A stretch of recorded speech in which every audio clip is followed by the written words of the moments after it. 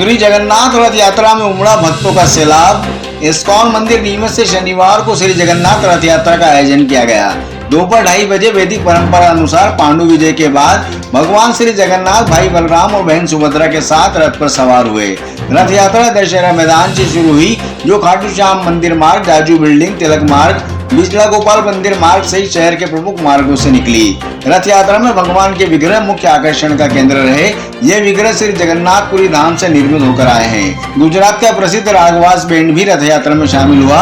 अलग अलग प्रांतों से आए इस्कॉन भक्तों ने हरिनाम संकीर्तन किया। सुबह 9 बजे भगवान श्री जगन्नाथ का पंडाल में आगमन हुआ। दोपहर 12:30 बजे राजभोग प्रसाद अर्पण किया गया। 12:45 बजे आरती हुई। 1:15 बजे भगवान की विशेष कथा का आयोजन हुआ। 2:15 बजे भगवान रथ में विराजे। इसके बाद 2:30 बजे रथ यात्रा शुरू हुई। श्री जगन्नाथपुरी धाम की परंपरा अनुसार भगवान 9 दिन तक गुंडीचा मंदिर में निवास करते हैं, फिर वापसी में श्री धाम मंदिर पहुंचते हैं। इसी परंपरा को निभाते हुए नीमच में रथ यात्रा निकाली गई। हरे कृष्णा। तो आज पूरी जगन्नाथ मंदिर में भी वापसी रथ यात्रा है। इसलिए नीमच में पहले वापसी रथ यात्रा नहीं होता था, तो इस्कॉन द्वारा 2 साल से आज दूसरा साल है जगन्नाथ जी को वापसी रथ यात्रा, जिसमें भगवान फिर से अपने घर लौटते वाला यात्रा हम कर रहे हैं। ये यात्रा में अभी भगवान थोड़ी देर पहले आ चुके हैं पंडाल में। अभी भगवान को 56 भोग लगेगा और दोपहर का राजभोग आरती होगा। उसी के साथ साथ आज लगभग 1:15 से चालू होगा एक विशेष जगन्नाथ कथा, जिसके लिए गुजरात से विशिष्ट कथाकार धीरशांत जी आए हैं। और उसके पश्चात 2:15 से होगा भगवान का एक विशेष उत्सव, जिसको बोलते हैं पांडु विजय, जिसमें भगवान डांस करते करते अपने रथ में आरूढ़ होंगे, सभी भक्त लोगों को अपना कृपा बरसाएंगे। और 2-2:30 बजे विशिष्ट अधिकारी लोग, कलेक्टर, अलग अलग अधिकारी लोग सब आएंगे, नेता लोग आएंगे, सब आके भगवान का विशेष रथ का पूजा अर्चना करेंगे और नारियल फोड़ेगा। और उसके बाद रथ प्रारंभ होगा। ये रथ यात्रा पूरे शहर में घूमते हुए फिर से इधर लौटेगा रात्रि 8 बजे। और रात्रि 8 बजे भगवान इधर फिर से विराजित होंगे। उनको 1008 भोग लगेगा और महाआरती होगा। और इसी के साथ साथ सबके लिए कंटिन्यूस नॉन स्टॉप अभी से एकदम प्रोग्राम के एंड तक खिचड़ी महाप्रसाद की व्यवस्था है। और अंत में जो लोग रहेंगे उनके लिए गुलाब जामुन की व्यवस्था रखा गया। बहुत लंबा कहानी है।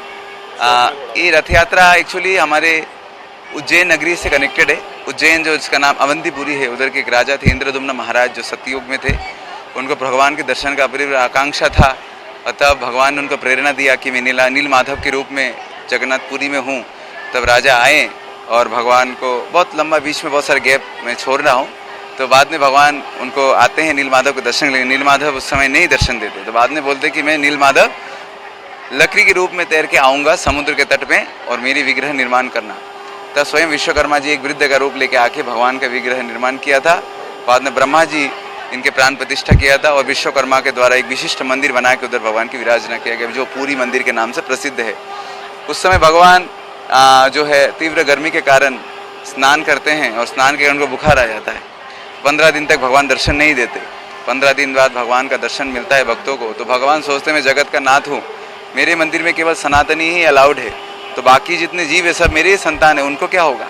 तो उनको कृपा करने के लिए, और राजा की जो पत्नी थी गुंडीचा देवी, उनको भगवान पुत्र रूप प्राप्त करना चाहते थे वो। इसलिए उनके पुत्र प्रेम को, उनकी मातृ स्नेह को चखने के लिए भगवान और समस्त जीवों को कृपा करने के लिए जगत के नाथ जगन्नाथ रास्ते में आ जाते हैं हमारे लिए।